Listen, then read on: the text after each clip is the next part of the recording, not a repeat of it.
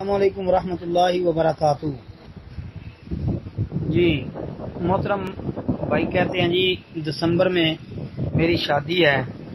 تو ایک مومن آدمی کی شادی کیسی ہونی چاہیے، مطلب کہ یہ مہندی وغیرہ۔ محترم بھائی مسلمان مومن آدمی کا شادی والا جو معاملہ ہے یہ انتہائی سادہ ہونا چاہیے، سادگی کے ساتھ نکاح کر لے جی، بعد میں ولیمہ کر لے جتنی اس کے اندر طاقت ہے۔ 10 آدمیوں کو ولیمے کی دعوت دے سکتا ہے، 10 آدمیوں کو کھلا دے، 10,000 بندوں کو کھلا سکتا ہے، 10,000 بندوں کو کھلا دے، یعنی ولیمہ ضرور کرے یہ۔ لیکن برات کا تصور اسلام میں نہیں ہے، اور پھر آگے مہندی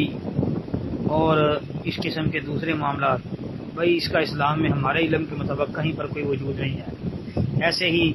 شادی کے بعد یہ مقلاوہ پھر ترویندہ، یہ جو معاملہ ہے یہ بھی رواج ہیں، کوئی شریعت نے یہ نہیں کہا کہ یہ ضرور کرو، ہاں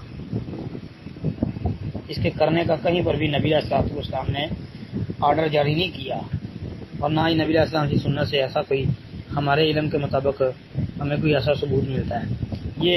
اپنے اپنے علاقے کے رواج ہیں شادی کے حوالے سے، کہیں جن رواجوں کو ہم نے اپنایا ہوا ہے، اور ان میں اکثر رواج ایسے ہیں جو کہ مسلمانوں کے رواج نہیں ہیں۔ مسلمان مومن آدمی کی شادی کیسے ہونی چاہیے؟ انتہائی سادگی کے ساتھ نکاح کر لے، کانوں کان کسی کو خبر ہی نہ ہو، اتنی سادگی کے ساتھ نکاح کرے۔ مثال کے طور پہ وہ عبد الرحمن بن عوف رضی اللہ عنہ والا واقعہ دیکھ لیں،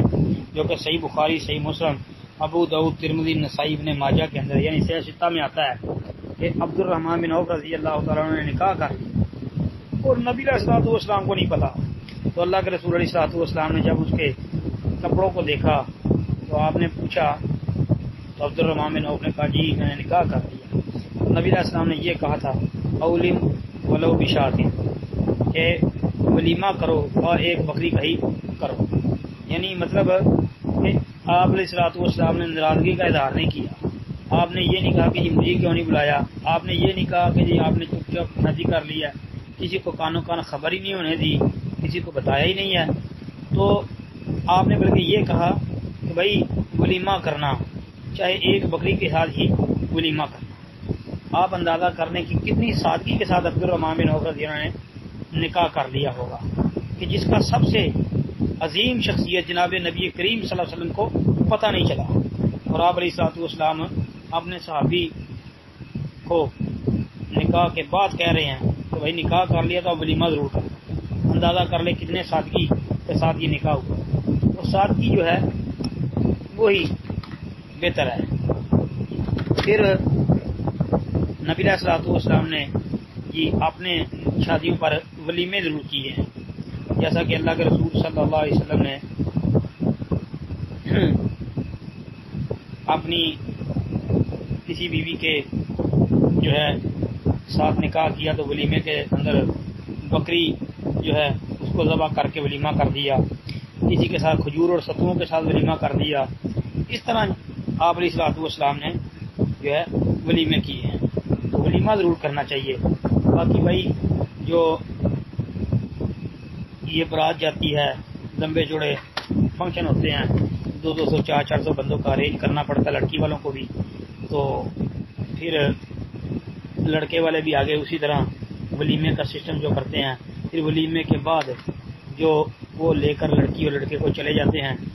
پھر 2-3 دن کے بعد وہ لڑکے والے جا کے پھر اپنے بیٹے کو دلہن کو واپس لے آتے ہیں، نوں اپنی کو، پھر ہفتے 10 دن کے بعد لڑکی کے گھر والوں کے میں سے اس کا بھائی باپ یا کوئی اور جو ہے آتا ہے اور وہ لڑکی کو لے جاتا ہے کچھ دنوں کے لیے۔ یہ بھائی ساری کی ساری رسمیں ہیں، رواج ہے، شریعت میں اس کی ہمارے علم کے مطابق کوئی بھی مثال نہیں ملتی۔ باقی آپ کا جذبہ اچھا ہے، آپ سادگی کے ساتھ نکاح کر لیں، بعد میں ولیمہ جو ہے وہ اپنی طاقت کے مطابق بھرپور کریں، جتنی طاقت ہے اس حساب سے بھرپور ولیمہ کریں، جی اللہ تعالیٰ آپ کے نکاح کے اندر برکت کرے۔ ہم ایڈوانس میں ہی آپ کو دعا دے دیتے ہیں،